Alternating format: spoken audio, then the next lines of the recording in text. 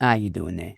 Welcome back to Babble on Talmud. Today we're studying Daf Yud Daled, Daf 14 of Masechta Horayos. Friends, what's exciting about Daf 14? Who could tell me what's exciting about Daf 14 of Masechta Horayos? Today we're completing Baruch Hashem Masechta Horayos and all of Seder Nezikin. Wow, can you imagine? We started about 2 years ago, I think.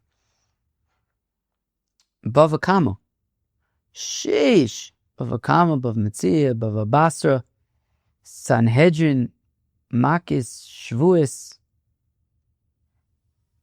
Avodah Zarah, and then Horayos. I think that was all the Masechtas of Nezikin. We've learned quite a bit, friends, and today we are going to complete Masechta Horayos. The Masechta ends in a pretty, the last stuff is pretty cool. I've noted here like two kind of sections, but yeah, there's going to be some like interesting Gemaras. So standing up for Torah scholars is like the first thing, which is kind of interesting.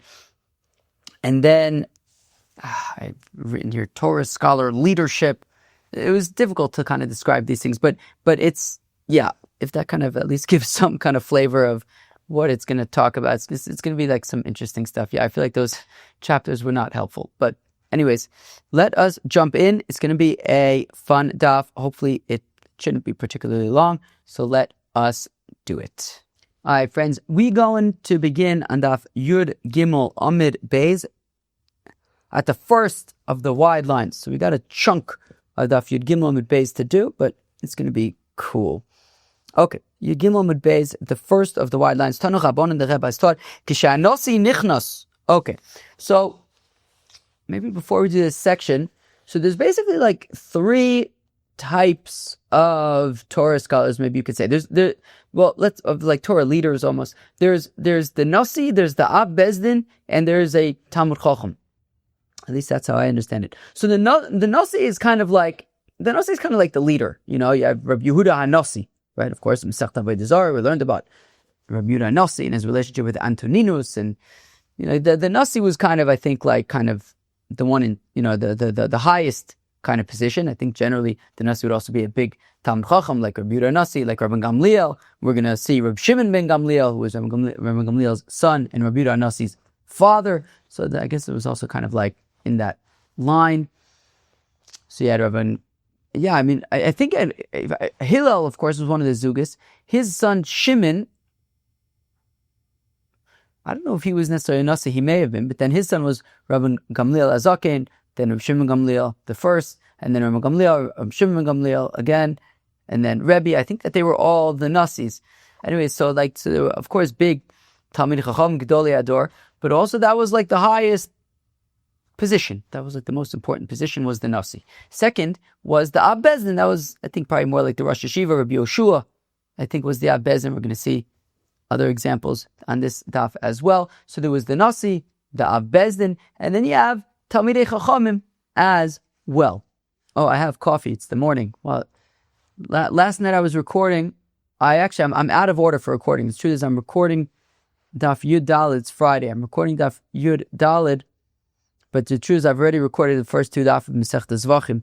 I was going to try to squeeze this one in. Anyway, I'm all over the place. I only finished recording daf 3, Daf Gimel Masechta Zvachim, I think after midnight, and it's now 11:30 in the morning, so it's my second daf. Why? I don't even know. I'm saying this because that's why I have coffee with me. It's 11:30 in the morning.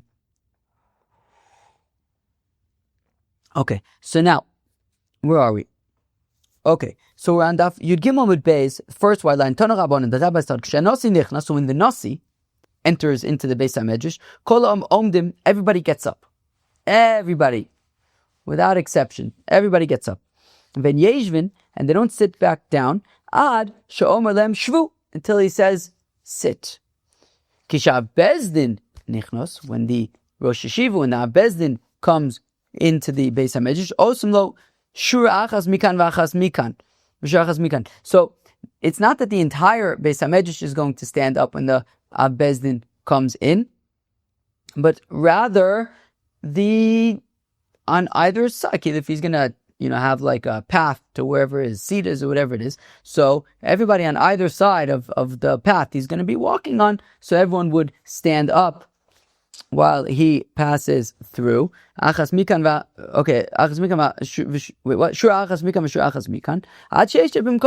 until he sits in his place. When a Talmud Chacham enters into the Beis HaMedrash, echad omid ve'echad yoshev ad sheyeshev bimkomo. What happens then is not that everybody milchatchila stands up for the Talmud Chacham, but as he passes by, everybody who's within. Does it say? What does it say? No, I think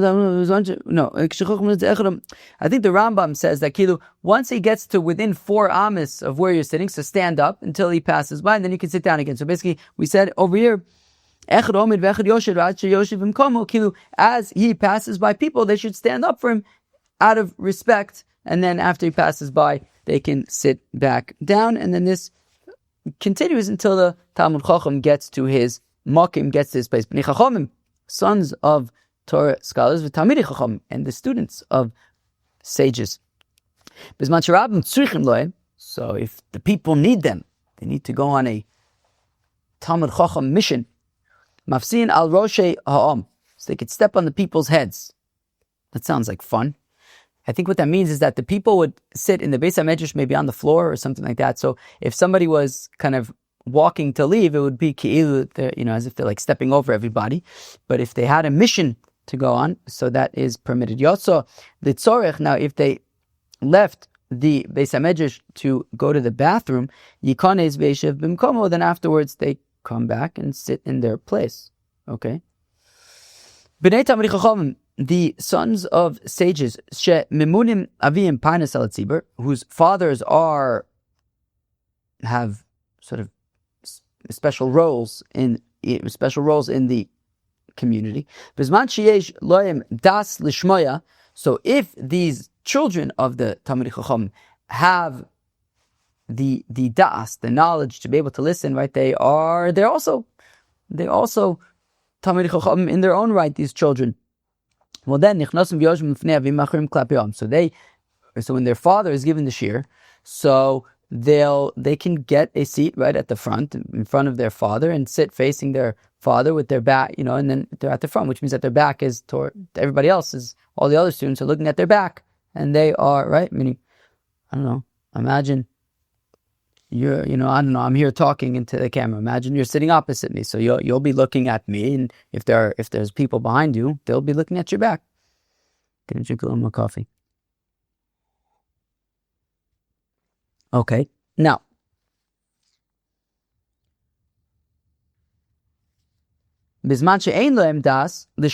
now if these children are not particularly bright, let's say, they're not big Talmidei Chacham, so they can go and they could sit next to their fathers. They don't have to sit in the back. They could sit by their fathers, but they're facing the nation. You're not going to have everybody looking at their back. They're not turning their back to everybody. Rather, they're going to turn their face to everybody if these children aren't necessarily that amazing, not that big Talmidei Chacham. Rabbi Elazar Bar Tzadok Omer, Ap bebeis hamishte, also at like a chasana. Osim slifim, so they would kind of tag along with their fathers, right? So the father was a big Talmid Chacham, an important person in the community. So then these children, when they would go to chasana, they would also be able to, sit with their fathers and the other important people. Amar, we said earlier, if they have to leave the Beis HaMedrash to go to the bathroom, well then they can come back and sit in their place. Amar Papa says the Papa, that's only if they leave to urinate. Aval ligdelim, if they leave to defecate, low, then they can't come back to their place. Because what they should have done is they should have made sure in advance that they wouldn't have to defecate during the Zman, during the Seder. That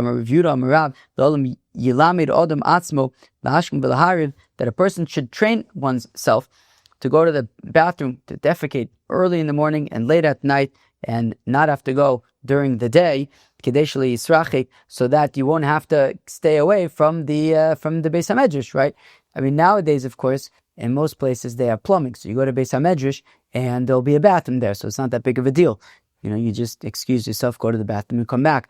But when in places, at a certain point, we learned about this all the way back in Masechta Brachos, that there would be bathrooms out, and you'd have to walk there. It was a trip. So I guess there were ways when that was the reality. I guess people were more sensitive to that. There were ways to, train yourself to have to defecate early in the morning and late at night. And if you have to go, if you didn't plan the things accordingly, so then you're going to have to leave in the middle of the Beis HaMedrash and you're not going to be able to learn much. And nowadays, the Chosha Alma, that people aren't able to control themselves and have the same amount of control, I feel like Gedolim Nami, then even if they have to leave to defecate, they can come back. Rabbi Lazar, Rabbi Tzadok Omer, after Beis HaMishta, also Muslim Snifim, Rabbi Lazar, Rabbi Tzadok had said that even in by a chasana, these children can tag along and sit with their important parents. Amar Rava b'chaya avim b'fnei avim, says Rava, that's so long as their father is still alive and their father is there. They don't just automatically get this honor.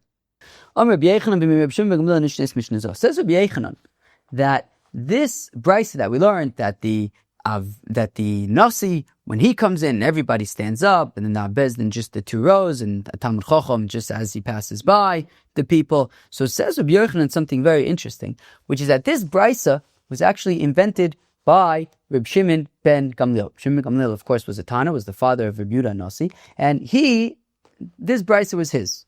How come? Reb Shimon ben Gamliel Nasi, Reb Meir Chacham, Reb Nasan Ab Bezin. Reb Shimon ben Gamliel was the Nasi, just like his father Reb Gamliel, and just like his son Reb Yehuda Nasi. Reb Shimon ben Gamliel was the Nasi. Reb Meir Chacham. Reb Meir was a Chacham, and Reb Nasan Ab Bezin. And Reb Nasan was the Ab Bezdin. Kiava, what's this ches over here? I think it's a nice word. Kiava ayil, Reb Shimon ben Gamliel Hasam. When Reb Shimon ben Gamliel would enter into the Beis HaMedrash, havu kaime kule alma mikame. So when Reb Shimon, remember this was prior to this brisa with, which said that when the Nasi walks in, this happens. When Bezdin walks in, something else happens. This was prior to that brisa. So at that time, what would happen is Reb Shimon ben Gamliel would walk into the Beis HaMedrash, and everybody would stand up for him. Right? But also, but when Reb Meir and Reb Nasan, who were not officially as high of a status as Reb Shimon ben Gamliel, but they would get the same honor, right? Reb Shimon Gamliel, right? The Nasi is the highest position. So you had Reb Shimon Gamliel in the highest position, then Reb Nasan, then Reb Meir, and yet everyone would get the same level of kavod when they would walk into the room, regardless if it was Reb Shimon Gamliel or if it was Reb Meir or if it was Reb Nasan. They would walk into the Beis HaMedrash, everyone would stand up. So Reb Shimon Gamliel said, "Leibo lemevi akero bein dili lididu." So Reb Shimon Gamliel says, I think that there should really be some kind of distinction. Hey, we're all different positions here. We're all different levels. I think that the Nasi should have a different,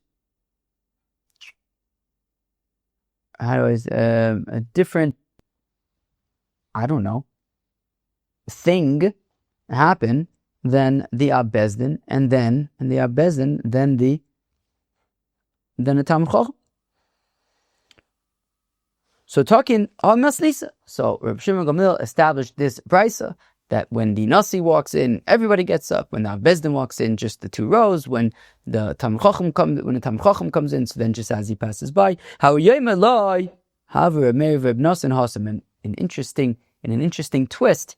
That particular day in the Beis HaMedrash, Reb Meir and Reb Nasan were absent. They were not there, and they were unaware of the update. The Macher, the next day, when they were in the Beis HaMedrash, Kiyasu, when they came to the Beis HaMedrash, Chazu de Lokam Mikamayu, Kedirgila de Milsa. They noticed, wait a second, something's a shtickle different. People are not standing up in the way that they usually would. What happened? My eye, they said, what happened? So they were informed. Hachi takin Reb Shimon ben Gamliel. Reb Shimon ben Gamliel made a new takano, that this is how people stand up for the Nasi, and that is how people stand up for the Ab Bezdin, and Such is how they stand up for the Talmud Chacham. Omar le Reb Meir Reb Nosson. So Reb Meir looks to Reb Nosson, and he says to Reb Nosson, Ana Chacham ve'at av bezdin. Reb Meir looks to Reb Nosson. It's an interesting story. And Reb Meir says to Reb Nosson, look, Reb Nosson, I'm a Talmud Chacham, you're an av bezdin. Nisakin milsa ki ledidon. Let us make our own twist over here. Reb Shimon Gamliel yesterday made some kind of twist on this whole standing up thing. Let us have some input here as well. My Navid, what are we going to do? My Navid, what should we do? Namele, how about this? We'll say to Reb Shimon Gamliel, Gali uksim. Let's challenge Reb Shimon Gamliel. Hey, Reb Shimon Gamliel, maybe you could give a shir on Masechta Uksin? Deleisle, he doesn't know. He's not an expert in Masechta Uksin.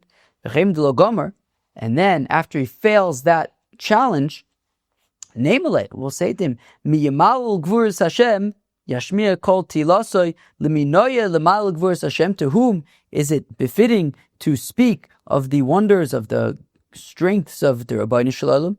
Misha Yachol Hashmiya Kol Tilasoi, somebody who's capable of giving a shir on all sorts of things. Gelu, we'll give him a little faher on Masechta Horayos.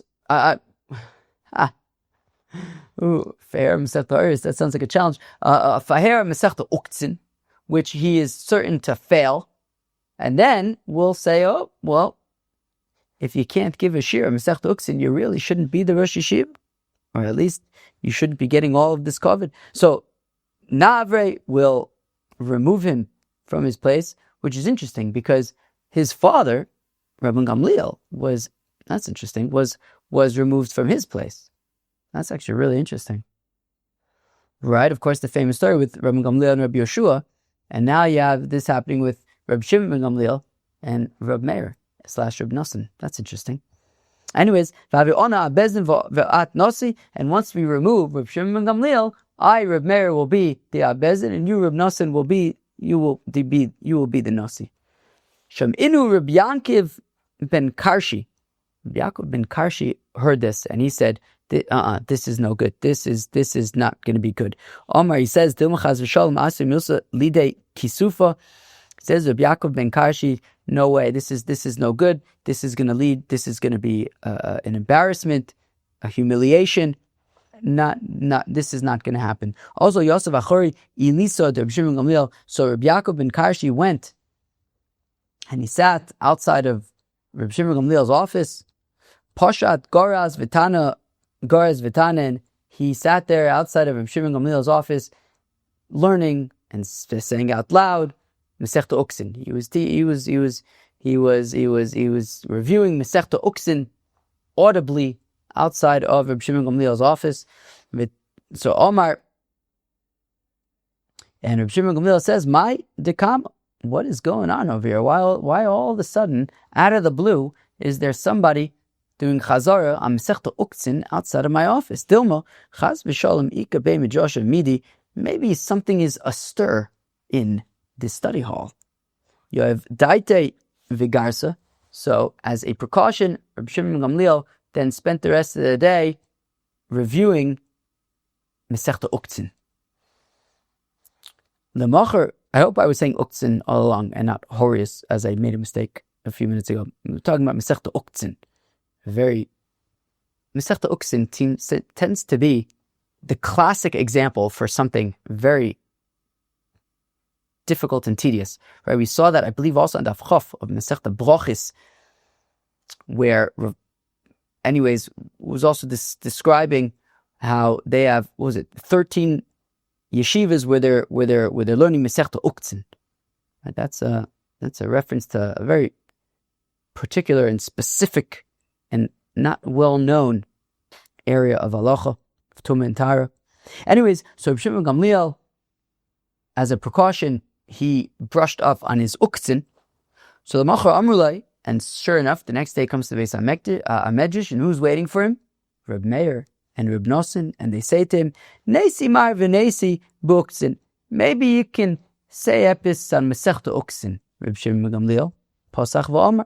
So Reb Shimon Gamliel says, no problem. And he gives a shir on Masechta Uktzah, no problem. Basar de Okim, and afterwards, Amalu, he says to Reb Meir and Reb Nosson, Ilo Gmirna Ksifisnon. And then afterwards, Reb Shimon Gamliel says to them, hey, if I wouldn't have reviewed this yesterday, I would have been humiliated. Pokid, he got upset, Vafkinu, Midrash, and he threw Reb Meir and Reb Nosson out of the Beis HaMedrash. That scheme failed, and they got busted, and they got thrown out of the Beis HaMedrash. Havu kazve kushisa befiska ve'ushdu hosam. So, Reb Meir and Reb Nosson were not allowed into the Beis HaMedrash. They were banned from the Beis HaMedrash, so they would stay outside of the Beis HaMedrash. They would write down questions and send them inside to the Beis HaMedrash. Tava mifarik, and whatever. So Reb Meir and Reb Nosson would write questions and send them to the Beis HaMedrash. If the people in the Beis HaMedrash knew the answers, so they knew the answers, great. Meaning it sounds like they were like challenging the people. And I don't think that these were questions that Reb Meir and Reb Nosson needed to know the answers to. These were questions that they would send into the Beis HaMedrash for the people in the Beis HaMedrash to grapple with. And if they knew the answers, then great. But Delo havu mifarik, and if they wouldn't know the answers, so kasve peruke vishadu. So Reb Meir and Reb Nosson would then write the answers to their questions and send them inside, and the people would know the answers that way. Amlu Reb Yossi, but then Reb Yossi says, okay, this is ridiculous. Torah mi bachutz, vanu mi b'fnim. This is insane. How could it be that the Torah is outside the Beis HaMedrash and we're inside the Beis HaMedrash? We must remedy this. So Amr Loed, Reb Shimon ben Gamliel. So Reb Shimon ben Gamliel says, okay, Na'ilinu. Listen to this, Chevra. Chevra, this is amazing. You ready for this? You ready? Chevra, you ready for this? I mean it. It's amazing. So Ben Gamliel says, okay, we'll let them back into the Beis HaMedrash. Miu, however, niknesinu, we are going to fine them. Right? This isn't going to be without reprimand. Tilo nemu shmaita mishmayu. We're no longer going to quote Reb Meir and Reb Nosson directly. You ready? Chevra, can you guess what's going to happen right now? This is incredible. Asikul Reb Meir Acheirim with Reb Nosson yesh omrim. Chevra, whenever it says Acheirim omrim, it happens. It comes up. It's not so uncommon. It happens. Acheirim omrim. Acheirim is Reb Meir. Why is Acheirim Reb Meir? Well, we just learned why.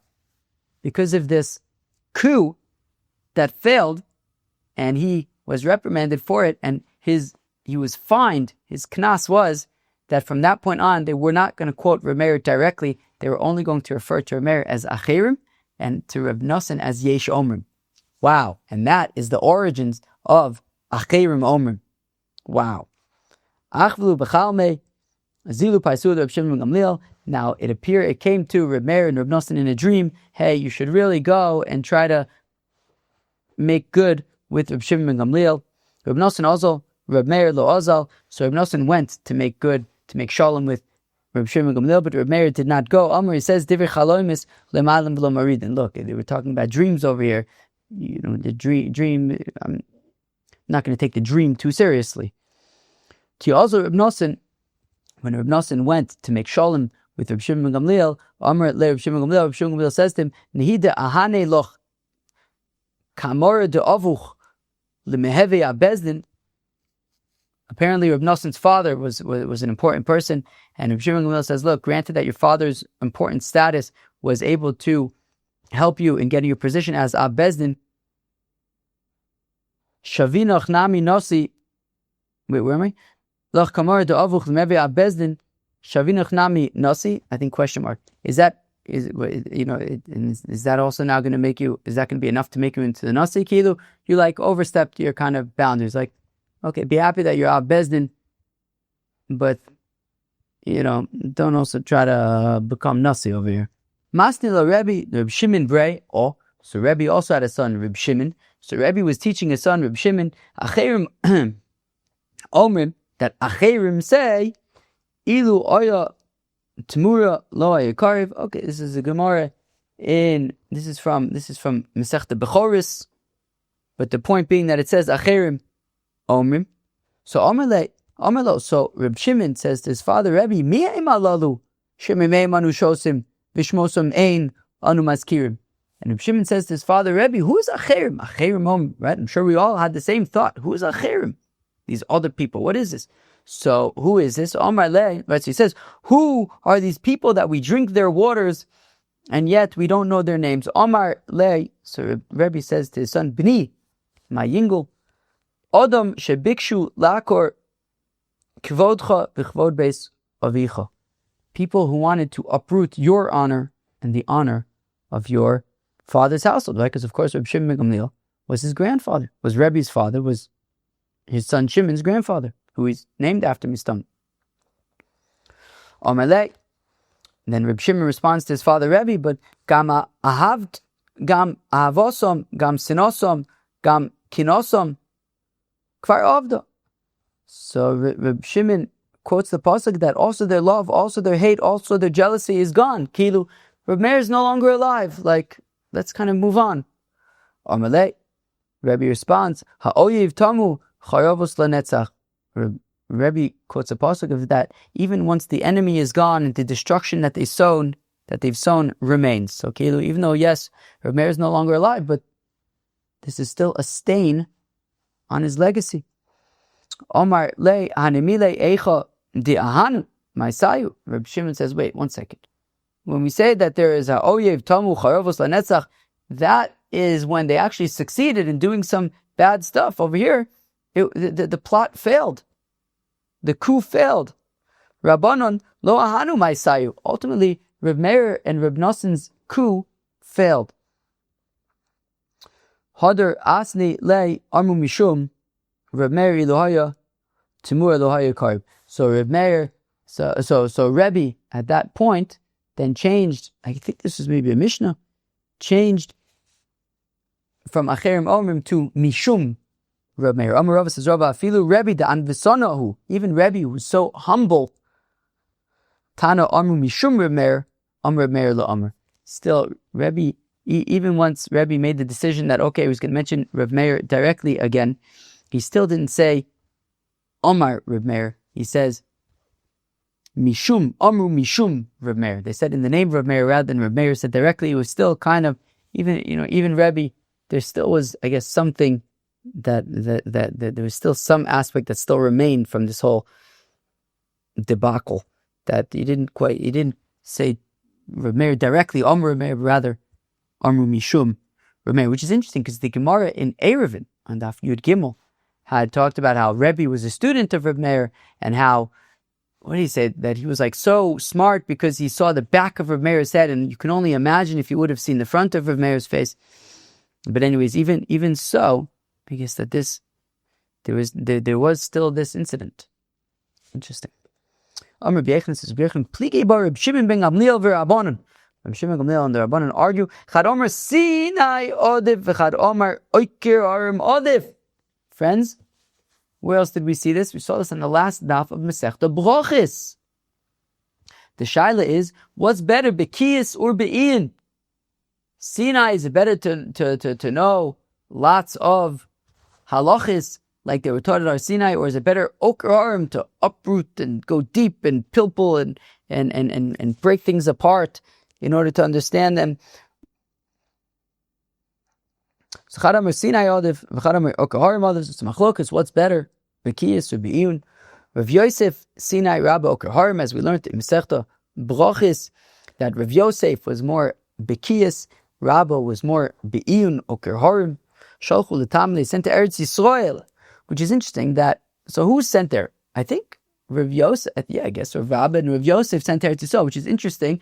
I guess it makes sense that there were still people in Eretz Yisrael. Rabba and Rav Yosef were Amoraim, but still they were like around Reb Zera's kind of generation. So I guess Reb Yirmiyah, Reb Zera, they were still there in Eretz Yisrael. Probably maybe Reb Abo.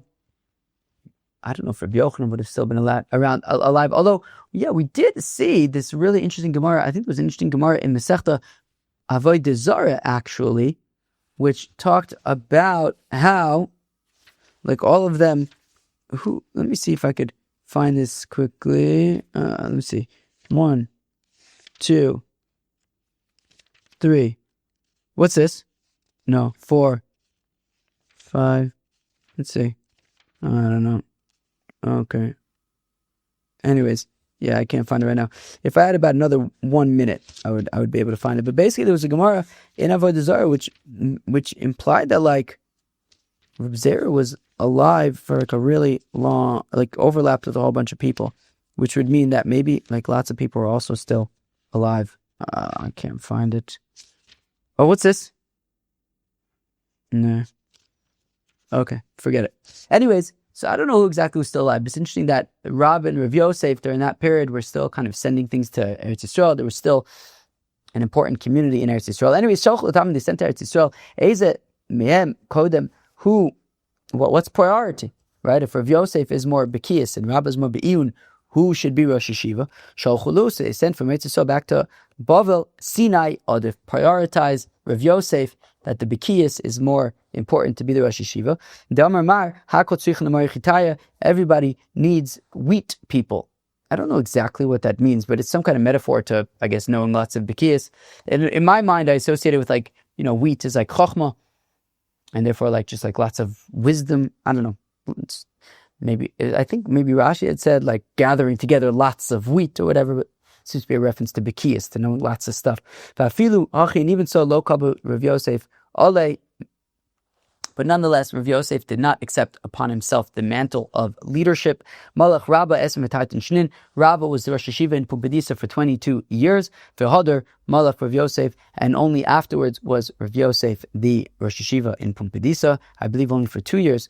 V'chol shnei de Malach Rabba, and during the entire tenure of Rabba as the Rosh Yeshiva in Pumbedisa, Rav Yosef afilu umana levese lo cholif. During that entire tenure, Rav Yosef was very makbid to not, even though the suggestion was that Rav Yosef should have been Rosh Yeshiva first. But no, Rabba was Rosh Yeshiva for 22 years, and during that entire time, Rav Yosef did not even give any hint of any indication of any honor that would be befitting of a Rosh Yeshiva. Even a blood letter would not come directly to his house. He made sure to give all of the kavod to Rabba. Omar, so Abaye v'Raviv Reb Zera v'Rabba bar Masna Avu Yasve. Abaye, Rav, Reb Zera, and Rav Masna were sitting. They needed to appoint somebody to be in charge. There were these four Talmidei Chacham, Rav, Abaye, Reb Zera, Rav bar Masna, and they said one of us needs to be in charge. One needs to be in charge over here. Omar, one of us needs to be the head. Amre, they said, called Amr Milsa, v'lo mafrich. So how about this? Let's all say our best brisa or something that we have, or our best teaching. And if whoever could say something that nobody can ask a question on, can kind of undo, outsmart, so then they'll be in charge. Techulu ifrich, what everybody else said, people were able to question, but the Abaye lo ifrich. But Abaye's statement was unquestionable. So they made Abaye in charge. I believe that this is a positive thing, that Rava then saw that it was that Abaye was the one in charge, like Abaye was the one who should be in charge. So Amar le Nachmani, Psach ve'ema. So Rava says to Abaye, nu, please, as our leader, Zogt, give a favrengin, say epis, Zogt amaymid. Ibaylu, they asked Reb Zera v'Rabba bar Reb Masna, hey minay odif, between Reb Zera and Rabba bar Masna, who is better? Reb Zera, Charif umakshe. Reb Zera was very sharp, and he would ask hard questions. Rabba bar Masna, Mosun. Rabba bar Masna was chilled, umasik, and he would come to the conclusions of things, and you would get to the bottom of things. So what's kind of preferable? Teku. And with that, we wrap up Seder Nezikin with Teku. Let's go weiter. And tomorrow we will begin Masechta Zvachim, Hajan Olach, Koin Mashiach, Uslikala, Masechta Horayos, and Seder Nezikin. Okay, gewaldig. today's daf was very interesting in my opinion. It started off, we started talking about standing up for Torah scholars, like how do we relate, what happens when a Talmud Chacham comes into a room. And we talked about the Nasi, the Bezdin, Talmidei Chachamim in general. You have that very, very interesting story with Reb Shimon Gamliel, Reb Meir, Reb Nosson, and how that led to Reb Meir getting his name Acheirim Omer. Why is that a reference to Reb Meir? Because of this failed coup. We once again saw Rabban Rav Yosef, Sinai and Oker Harim, and this very interesting story at the end there with Rove and Abaye, Reb Zera, and Rabba Bar Rav Masna, where Abaye was kind of made the head, which was very, very, very interesting. And then the Masechta and Seder Nezikin ended with the Teku, which is interesting and fun. Chevre, that was Daf Yudal of Masechta Horayos. We have just completed Masechta Horayos. We've completed Seder Nezikin. Wow, Chevre, how was... of course, Masechta Horayos was a challenging Masechta. And wow, can you imagine the journey of Seder Nezikin? Chevre, can you imagine we just completed Seder Nezikin? Chevre, that's no small feat. Give yourself a pat on the back. Wow, Bava Kama, Bava Mitzia, Bava Basa, all that stuff. We've learned it. Chevre, that's a big, big, big, big, big, big, big accomplishment. Wow. Wow, kol kavod. And tomorrow, we will start Masechta Zvachim. Tomorrow we'll start Masechta Zvachim. Chevre, let me tell you, Zvachim, I've already done parts of it. Zvachim is gewaldig. It's hard. It's hard, but it's really, really great. So I'll catch you tomorrow for Masechta Zvachim. Cheers.